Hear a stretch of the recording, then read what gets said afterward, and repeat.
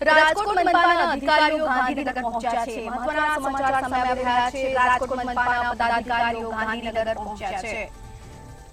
મહત્વપૂર્ણ સમાચાર, સીલિંગ કરાયેલી શાળાઓ ખોલવા અંગે ચર્ચા।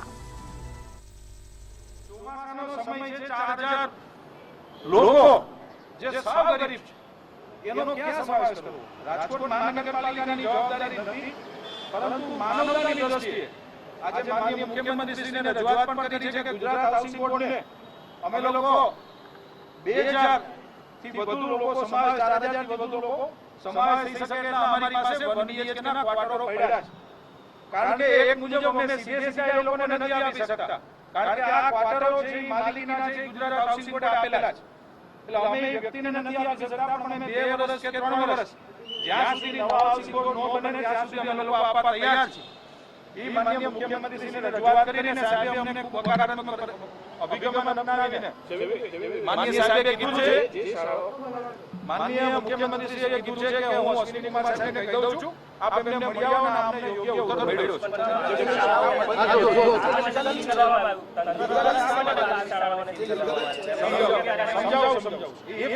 સમજાવવાનો પ્રયત્ન કરું છું। રાજકોટ મહાનગરપાલિકા અને રાજકોટ સિટી પોલીસ દ્વારા આ કાર્યવાહી કરવામાં આવી હતી। હું સ્વીકારું છું કે જે ભૂલ છે એના માટે જ આવ્યા છીએ, બાકી જેને ગેરકાયદેસર કર્યું છે એને કોઈ પણ સંજોગોની અંદર અમે ખોલવાના નથી।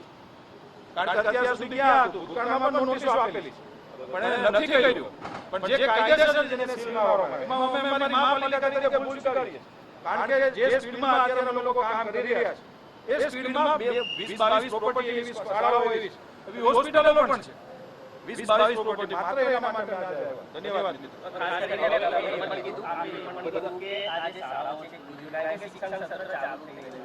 અધિકારીઓની બેદરકારીને લઈને જે સમગ્ર કાંડ બન્યો હતો, આવી કાર્યવાહી જો અધિકારીઓ દ્વારા કરવામાં આવશે અને અગાઉ આપના દ્વારા ભલામણ આવી તો એ બાબતે આપના દ્વારા હું ખાતરી આપું છું કે રાજકોટ શહેરની અંદર આવનારા દિવસોની અંદર ભૂતકાળમાં પણ કડકમાં કડક કાર્યવાહી કરી છે, પણ આ દુર્ઘટના હતી જે દુર્ઘટના ભવિષ્યમાં ન બને એના માટેની પૂરેપૂરી તકેદારી રાજકોટ મહાનગરપાલિકા રાખશે તેની ખાતરી આપો। ધન્યવાદ।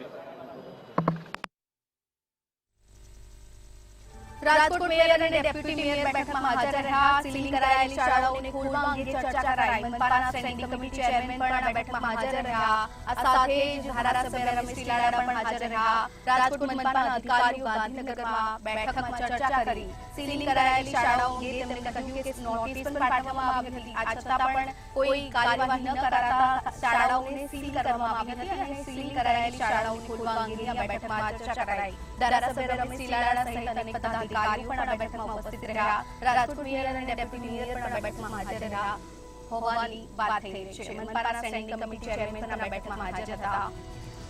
શાળાઓને સીલ કરવા બાબતે ચર્ચા કરવામાં આવી હતી। આ અંગે પહેલા પણ નોટિસ પાઠવવામાં આવી હતી। રાજકોટ મનપાના અધિકારીઓ પણ આ ગાંધીનગરની બેઠકમાં સામેલ હતા। સીલિંગ કરાયેલી શાળાઓ ખોલવા અંગે ચર્ચા કરવામાં આવી હતી।